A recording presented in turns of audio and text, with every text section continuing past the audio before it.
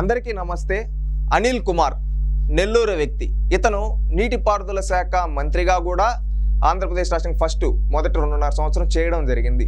ఈయన ఏంటంటే ఇరిగేషన్ మినిస్టర్గా ఏం చేశావయ్యా అనిల్ అంటే ఏ రోజు చెప్పలేడు కూడా. క్యూసెక్కి టీఎంసీకి తేడా తెలియదు ఎవరికి, మన అనిల్కి. ఈయన అనిల్ ఏం మాట్లాడుతున్నా అంటే అనిల్ కుమార్ గతంలో చంద్రబాబు నాయుడు గారు ఉద్దేశించి శాసనసభలో అనేక విధాలుగా పర్సెంటా 0.5% తొందర ఎందుకన్నా వెయిట్ 2021 డిసెంబర్ అన్నాడు. ఆ 2021 డిసెంబర్ కనబడకుండా పోయినాడు ఎవరు, ఈ అనిల్. మళ్ళీ అదేవిధంగా లోకేష్ గారిని ఉద్దేశించి ఒక అమ్మకి అబ్బకి పుట్టుంటే అని అనేక సందర్భాలు నోరు జారుకున్నాడు. అదేవిధంగా చంద్రబాబు నాయుడు గారిని ఉద్దేశించి అనేక సందర్భాల్లో ర్యాష్గా మాట్లాడాడు ఎవరు, ఈ అనిల్. ఈ అనిల్ అనే వ్యక్తి ఈ విధంగా మాట్లాడాడు. ఇతను ఏంటంటే మనిషి ఎత్తుగా ఉంటాడు కానీ బుద్ధి మాత్రం లేదనిపిస్తూ ఉంది. ఎందుకంటే ఈయన కొన్నిసార్లు కొన్ని సందర్భాలు కొన్ని ర్యాష్గా మాట్లాడాడు. దాంట్లో ఒక వీడియో ఇది. ఈయనకి ఏం మాట్లాడాడు ఒకసారి విన్న తర్వాత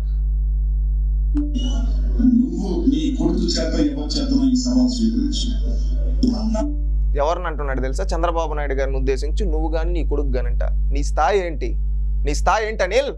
నువ్వు చంద్రబాబు నాయుడు గారికి లోకేష్ గారికి ఛాలెంజ్ చేసిరే స్థాయా? పోలవరం ప్రాజెక్ట్ ఎందుకు కంప్లీట్ కాలేదంటే చెప్పలేనోడికి, టీఎంసీ క్యూసెక్కి డిఫరెన్స్ తెలియనోడివి, కనీసం నీ శాఖ పైన పట్టు లేనోడివి, కనీసం నెల్లూరుని అభివృద్ధి చేయలేని నువ్వు ఈరోజు మాట్లాడుతూ ఉన్నావు. సరే, నువ్వు ఛాలెంజ్ చేస్తా ఉన్నావు కదా, ఏంటో ఆ ఛాలెంజ్ ఒకసారి చూద్దాం. ఇప్పుడు ఈయన కట్టుబడి ఉంటాడా ఆ ఛాలెంజ్కి?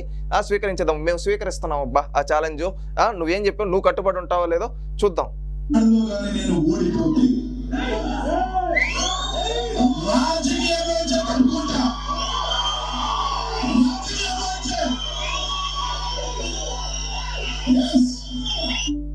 ఏమని ఛాలెంజ్ చేశాడు తెలుసా?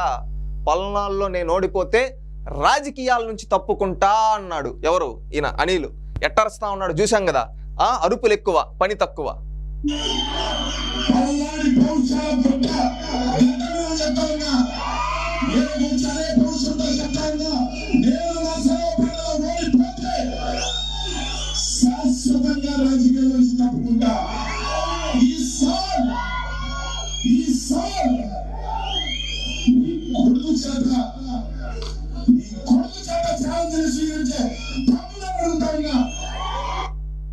అనిలు పెద్ద అరుపులు అరిచావు కదా నాన్న.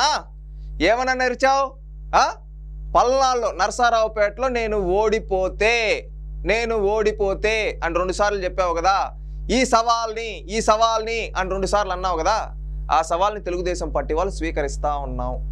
నువ్వు రేపు ఓడిపోతే అనిల్, నువ్వు ఓడిపోతే నరసారావుపేటలో రాజకీయాల నుంచి తప్పుకుంటావా? ఒకప్పుడు రాజశేఖర్ రెడ్డి, ఎవరో రాజశేఖర్ రెడ్డి, గుర్తుపెట్టుకో. రాజశేఖర్ రెడ్డి 1999లో ఏమన్నాడు తెలుసా? నేను ఈసారి ఓడిపోతే రాజకీయ సన్యాసం తీసుకుంటా అని చెప్పాడు. ఎవరో రాజశేఖర్ రెడ్డి. నీ తండ్రి, నీ ఇప్పుడు ప్రస్తుత ముఖ్యమంత్రి ఉన్నాడు చూడు, జగన్మోహన్ రెడ్డి, రేపు కాబోయే మాజీ ముఖ్యమంత్రి, ఆయన తండ్రి రాజశేఖర్ రెడ్డి ఆ రోజు సవాల్ చేశాడు. తర్వాత ఏం అన్నాడు తెలుసా? రాజకీయాల్లో ఛాలెంజ్లు ఇవన్నీ, రాజకీయ సన్యాసం నేను ఎందుకు తీసుకుంటా, మాట నాలిక మలిచాడు, మాట తప్పాడు రాజశేఖర్ రెడ్డి 1999లో. నువ్వు కూడా అదేవిధంగా మాట తప్పుతావా, మాట నిలబెట్టుకుంటావా? సూటిగా అడుగుతూ ఉన్నావు. మళ్ళీ ఇంకొకటి, నువ్వు ఈ ఛాలెంజ్ స్వీకరించక ముందే నీకు ఒక మాట చెప్పాం గతంలో కూడా. నిన్ను బలిపశువుని చేశాడు ఎవరో, జగన్మోహన్ రెడ్డి. నరసారావుపేటలో యాదవులు కొట్టిన దెబ్బకి నీకు రాజకీయ భవిష్యత్తు లేకుండా పోయింది. ఈ రోజు నిన్ను ఓడించింది ఎవరో తెలుసా అనిల్? యాదవ సోదరులు ఓడించారు. నెల్లూరు నుంచి అక్కడికి నరసారావుపేటకు వస్తే ఓడించారు యాదవ సోదరులు. నరసారావుపేటలోని యాదవ సోదరులు ఎందుకు ఓడించారో తెలుసా? మన సామాజిక వర్గానికి సంబంధించి ఎంతోమంది యాదవులు చంపితే ఆ రోజు కనీసం నువ్వు మా దగ్గరికి రాలేదే, నెల్లూరులో కూర్చొని జగన్మోహన్ రెడ్డి గారికి మద్దతుగా ఎలివేషన్లు ఇచ్చావే. ఈరోజు మా ఓట్ల కోసం వచ్చావా? మేమేమన్నా నీ మోచేతి నీళ్లు తాగే వాళ్ళమా? యాదవ సోదరుల దెబ్బ ఎలా ఉంటుందో నీకు చూపిస్తామని చెప్పి నువ్వు ఈ సవాల్ చెయ్యకముందే యాదవ సోదరులందరూ ఫిక్స్ అయి ఉన్నారు. నీకు అదే మనిషి పెరిగే బుర్ర లేదన్నాం కదా, ఆ బుర్ర లేని దానివల్ల నువ్వు తెలుసుకోకుండా అప్పుడేదో అరుపులు అరిస్తే ఏదో ఎలివేషన్లు వస్తాయని అరిచినావు. ఈరోజు ఓడగొడతా ఉన్నారు. ఏంటి, నరసారావుపేటలో నిన్ను ఓడగొడతా ఉన్నారు. నెల్లూరులో నువ్వు ఆల్రెడీ ఓడిపోయింది. ఎప్పుడైతే నువ్వు ప్లేస్ మారావు అప్పుడే నెల్లూరులో నువ్వు ఓడిపోయినావు. ఇటు ఎమ్మెల్యేగా ఓడిపోయావు, ఇటు ఎంపీగా ఓడిపోయావు. ఎందుకంటే ఎమ్మెల్యేగా నేను పోటీ చేయలేదు అంటావేమో. నువ్వు పోటీ నుంచి తప్పుకున్నప్పుడే నీ ఓటమి నువ్వు అంగీకరించినట్టయ్యా. ఎంపీగా కూడా అత్యధిక యాదవ సామాజిక వర్గం ఉన్న నరసారావుపేటలో కూడా నిన్ను ఓడిస్తూ ఉన్నారు. అంటే కారణం ఏంటో తెలుసా? నువ్వు ఇన్ని రోజులు కులం కార్డు వాడు రాజకీయాలు చేసావు, ఇంకా దానికి చెక్ పడిపోయింది. నువ్వు ఈ ఛాలెంజ్ స్వీకరించమంటున్నావు.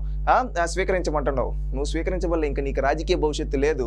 నువ్వు ఈ ఛాలెంజ్ని చూపించి నేను చేశాను తప్పుకుంటా అంటున్నావేమో.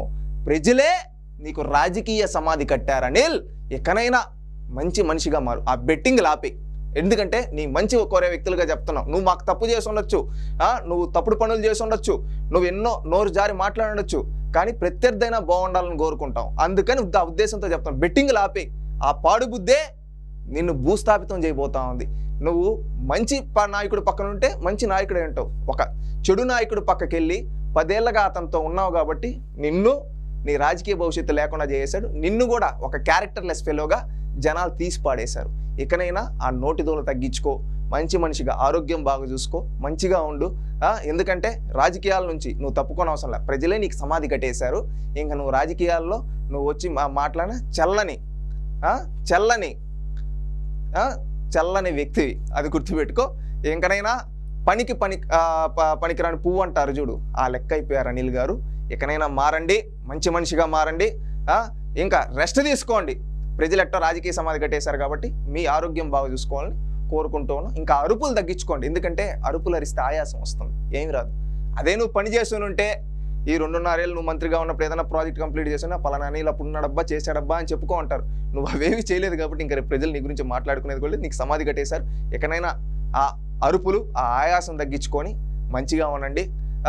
మీరు మా ప్రత్యర్థైనా మంచిగా ఉండాలని కోరుకుంటున్నాం. అది తెలుగుదేశం పార్టీ యొక్క గొప్పతనం. తెలుసుకోండి, ఇకనైనా మారండి.